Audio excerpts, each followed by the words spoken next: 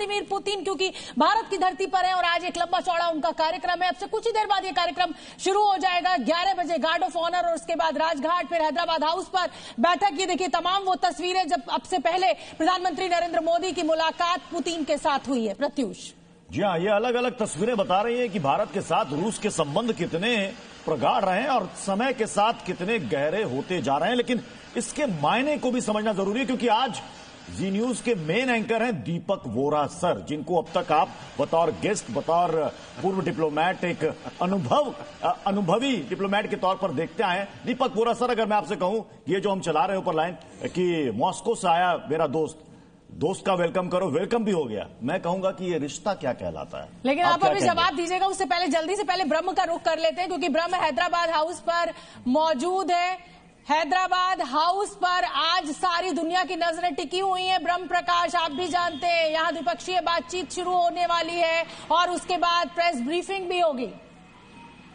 ब्रह्म बिल्कुल शोभना, 11:50 पर जो है रूसी राष्ट्रपति व्लादिमीर पुतिन हैदराबाद हाउस पहुंचेंगे। हम सीधी कुछ तस्वीरें भी दिखाते हैं क्योंकि रूसी मीडिया का भी एक बड़ा डेलीगेशन हैदराबाद हाउस आया हुआ है और बीते 2 घंटे से जो है उनका अंदर जाना जो है चल रहा था। उनके लिए भी सुरक्षा के सारे इंतजाम है और जो हम आपको तस्वीरें जिस गेट की दिखा रहे हैं हैदराबाद हाउस का गेट है जिससे अभी देखिए मीडिया की एंट्री हो रही है। 11:50 का टाइम है पुतिन के पहुंचने का। उसके पहले अगर हम दूसरी तरफ की तस्वीरें भी आपको दिखा दें तो देखिए हैदराबाद हाउस के चारों तरफ सुरक्षा घेरा किस तरह का है वो उसका भी अंदाजा आप लगा सकते हैं। हालांकि जिस तरफ की तस्वीरें हम आपको दिखा रहे हैं, देखिए इंडिया गेट पर अभी ट्रैफिक स्मूथ चल रहा है, सिक्योरिटी चारों तरफ है पूरे रोड पर। और सबसे महत्वपूर्ण बात यह है शोभना, जैसे आपने भी कहा कि पूरी दुनिया भर की निगाहें लगी हुई हैं इस बैठक पर। 200 से ज्यादा रूस मीडिया कर्मी का डेलीगेशन आया हुआ है। इससे आप अंदाजा लगा सकते हैं कि रूस में भी जो इंटरनेशनल मीडिया है वो किस तरह से इस समिट को कवर कर रहा है। और 11:50 पर जब पुतिन पहुंचेंगे इसके बाद दोनों नेताओं की मुलाकात होगी और डेलीगेशन लेवल की जब बातचीत शुरू होगी। दीपक वोरा बोल रहा हूं, मैं आज आपका गेस्ट एंकर हूं। एक सवाल आपसे, प्रदूषण का क्या हाल है? मुझे लगता है कुछ कम हो गया जी। प्रदूषण भी और ट्रैफिक भी ब्रह्म प्रकाश, ट्रैफिक तो कम हो गया, प्रदूषण कम हुआ है क्या? जगह जगह रूट्स लगे हुए होंगे।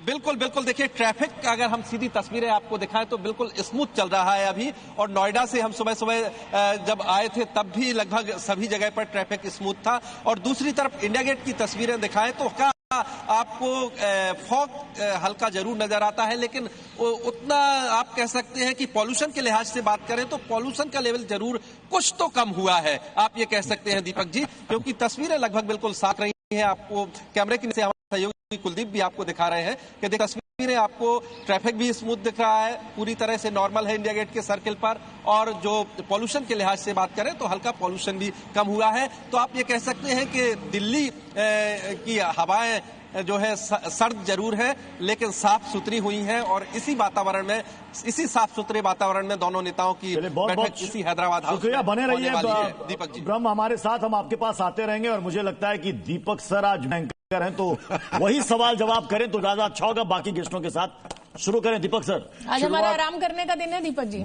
शुरुआत आप लोग करिए, उन्होंने तो धमकी दे दी है मेरे को, हमारी बेटी शोभना ने। एनीवे, एक पहला सवाल मैं पूछना चाहता हूं और ये मैं सवाल पूछूंगा जो हमारे विशेष मेहमान यहां मेरे साथ बैठे हुए हैं। एयर मार्शल साहब, एक सवाल का जवाब, व्लादिमीर पुतिन क्यों आया है भारत? इसका जवाब तो आप ही बेहतर दे सकते हैं, लेकिन जिस तरीके से वर्ल्ड ऑर्डर अभी जितने कई देश हैं जो अमेरिका के सैंक्शन से परेशान हैं। आप देखिए नॉर्थ कोरिया, ईरान हो, रशिया हो, भारत ने भी जो न्यूक्लियर ब्लास्ट किया था उसमें बहुत सारे सैंक्शंस लगाए गए थे, Bharat came out of it. तो ये सब चीजें जिस तरह चल रही है और जहां तक दोस्ती का सवाल है, मैं दोस्ती के 2 मिसाल देना चाहूंगा। 1971 का कि जब इंडिया को घेरा गया था, अपनी 7th फ्लीट भेजी थी अमेरिका ने, यूके ने अपनी फ्लीट भेजी थी अरेबियन सी में, बट उसके पहले ही रूस की पनडुब्बियां आ गई थी।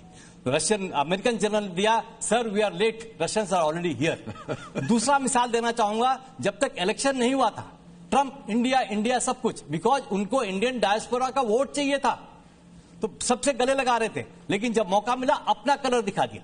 71 की एक और बात करना चाहूंगा, ये अमेरिका ने हमें गेहूं दिया था बड़े खुश होके, तो ये गेहूं के साथ वो वाली ब्रीड दी थी, वैसी घास दी थी जिसने हमारे सारे फील्ड खराब कर दिए। उससे ऊपर उठने में हमें 20 साल लग गए। तो जहां तक दोस्ती का मिसाल है, तो ये मैं क्लियर कर दिया हूं दोनों एग्जाम्पल से कि हमें किस पर विश्वास करना चाहिए। अब जहां तक न्यू वर्ल्ड ऑर्डर का सवाल है, ये जो अपकमिंग भारत आज शक्ति पर बढ़ी है और समय दूर नहीं है जब विश्व की एक जानी मानी शक्ति हो जाएगी। बहुत बहुत धन्यवाद आपका मार्शल साहब। अब मैं एक प्रश्न पूछना चाहता हूं, आपके साथ एम्बेसडर जेके त्रिपाठी भी बैठे हुए हैं।